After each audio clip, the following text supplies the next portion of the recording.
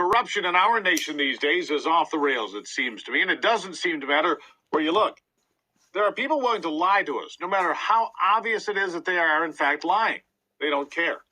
They don't care about the folks. We're being lied to by politicians, which I guess is to be expected. I mean, politicians lie all the time, right? So that's normal. But when every member of the president's cabinet is willing to lie about pretty much everything, how are we going to have faith in anything? It's an important question. I mean, it's obvious the southern border is wide open. Millions of people streaming into the country illegally, and yet everyone on Biden's team tells us day after day the border is secure. Well, that's absolutely not true. And the result of the invasion, the one they claim is not happening, is the destruction of American neighborhoods and cities, and the very fiber of who we are as Americans. And even though the Democrats like to scream racism, that's not what the border security is all about, because the illegals coming into the country are going to affect minority communities far worse than any other part of America, and everyone knows it. For example, here's a Hispanic woman, a grandmother in New York City. She says they are angry and scared about illegal aliens being dumped into schools in their neighborhoods, putting the local kids into the streets to play because the school's been taken over, and the playground too, and then raising serious concerns about the safety of everyone around the neighborhood. Listen to this.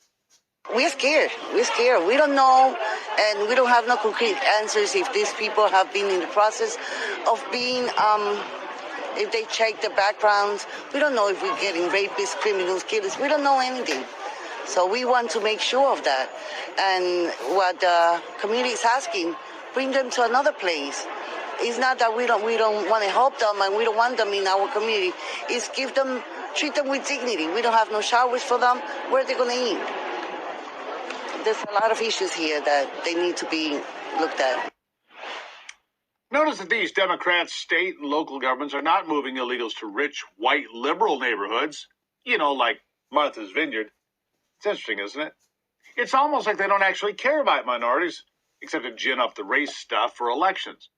Perhaps we should all remember that come 2024 and beyond. And do you think that grandmother we just heard from believes the southern border is safe and secure, or that we need immigration reform? No, of course not. What she thinks, like most of us, is that there's a huge problem and everyone's lying about it.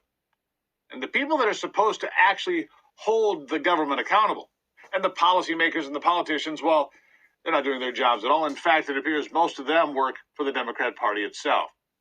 That's right, the national news media is failing all of us.